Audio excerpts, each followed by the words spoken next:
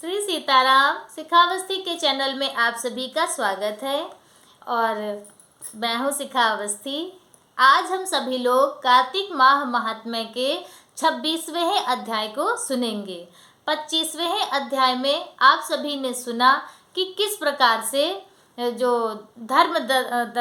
धर्मदत्त ब्राह्मण हैं वो कलह का उद्धार करते हैं, किस तरह से वो अपने कार्तिक मास का जो उन्होंने व्रत किया था उसका वो आधा पुण्य फल कलह को दान करते हैं, जिसकी वजह से कलह के समस्त पाप नष्ट हो जाते हैं और भगवान का विमान आता है कलह को ले जाने के लिए।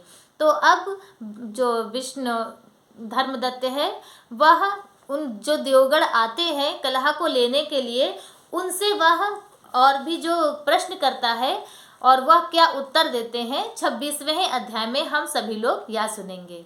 तो अब हम सभी लोग अपने अपने गुरुदेव भगवान गणेश भगवान और नारायण भगवान का ध्यान करके अध्याय को प्रारंभ कर रहे हैं। तो देवगणों के ऐसे वचन सुनकर धर्मदत्त ने कहा कि सभी मनुष्य भगवान विष्णु की प्रसन्नता के लिए विधिवत आराधना, यज्ञ, दान, व्रत, तीर्थ तथा जप आदि करते हैं, किंतु ऐसा कोई सरल उपाय बताइए जो हम ये सब ना करें फिर भी हमें भगवान विष्णु की कृपा प्राप्त हो और भगवान हमसे प्रसन्न हो।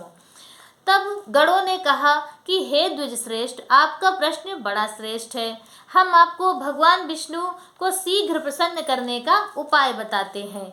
हम आपको इतिहास सहित प्राचीन वृतांत सुना रहे हैं, जिसे आप ध्यान से सुनिए।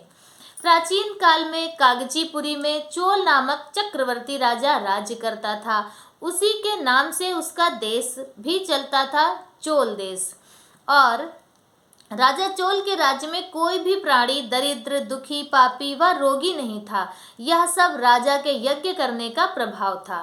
ताम्रपर्णी नदी के दोनों किनारों पर सोने के यज्ञ स्तंभ सुशोभित थे। हे द्विजवर, एक दिन वह राजा भगवान विष्णु के पास गया।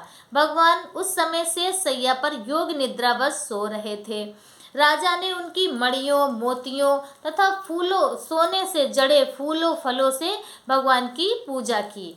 वह साष्टांग प्रणाम करके भगवान के चरणों के पास ही बैठ गया। थोड़ी देर बाद राजा ने अपनी नगरी कांचीपुरी के ब्राह्मण विष्णुदास को वहां आते हुए देखा। विष्णुदास भगवान की पूजा के लिए तुलसी दल और जल लिए हुए था।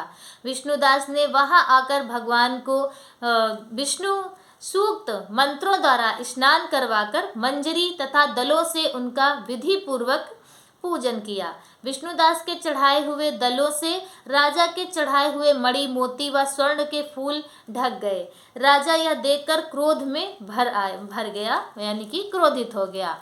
तो उसने कहा, राजा ने कहा कि ढोंगी मूर्ख, तूने मेरी चढ़ाई हुई मणियों, मोतियों व सोने के फूलों को तुलसी दल व अपने सारे फूलों से ढक दिया है।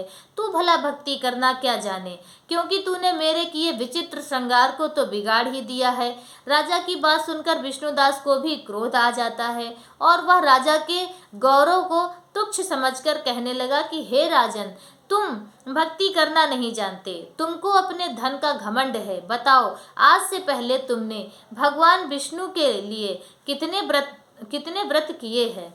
देवगण ने कहा कि ब्राह्मण के ऐसे वचन सुनकर राजा ने घमंड से हंसकर कहा कि हे विप्र, भगवान की भक्ति के अभिमान से यदि तू ऐसी बात कह रहा है तो मैं पूछता हूँ कि तेरे जैसा भिखमंगा ब्राह्मण में भगवान की भक्ति ही कितनी है, क्योंकि तुमने आज तक भगवान की प्रसन्नता के लिए कुछ भी नहीं किया, ना तो कोई मंदिर ही बनवाया।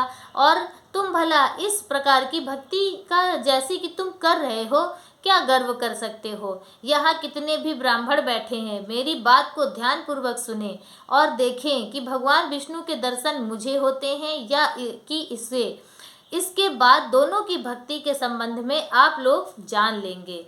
ऐसा राजा ने घोषणा की कि हम भी पूजा पाठ कर रहे हैं और यह विष्णुदास भी पूजा पाठ कर रहा है।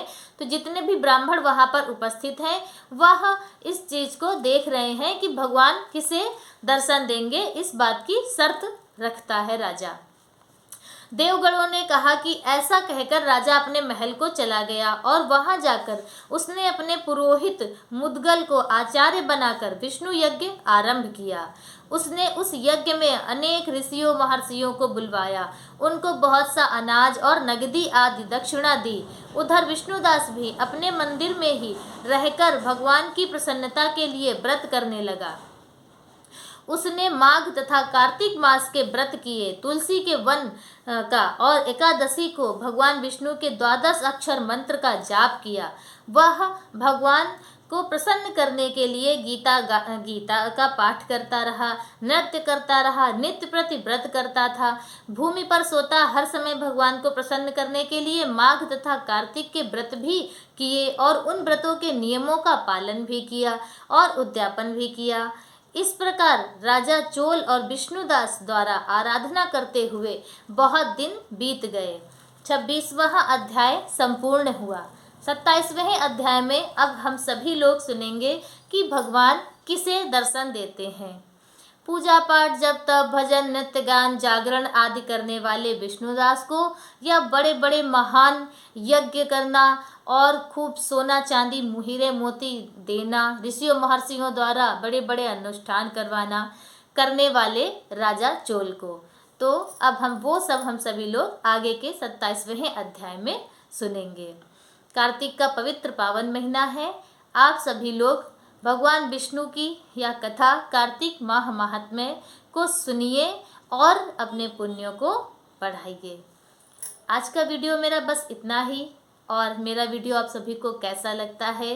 आप सभी लोग कार्तिक महात्म्य को सुन रहे हैं तो प्लीज़ मेरे वीडियो को लाइक कर दीजिए और कमेंट में श्री सीताराम या ओम नमो नारायण लिखिए, ताकि मुझे भी पता चले कि हाँ कौन कौन महात्म्य को सुनकर अपने पुण्यों को बढ़ा रहा है या कौन कौन श्री हरि नारायण की भक्ति में कार्तिक मास का पूरा आनंद ले रहा है। आज श्री सीताराम।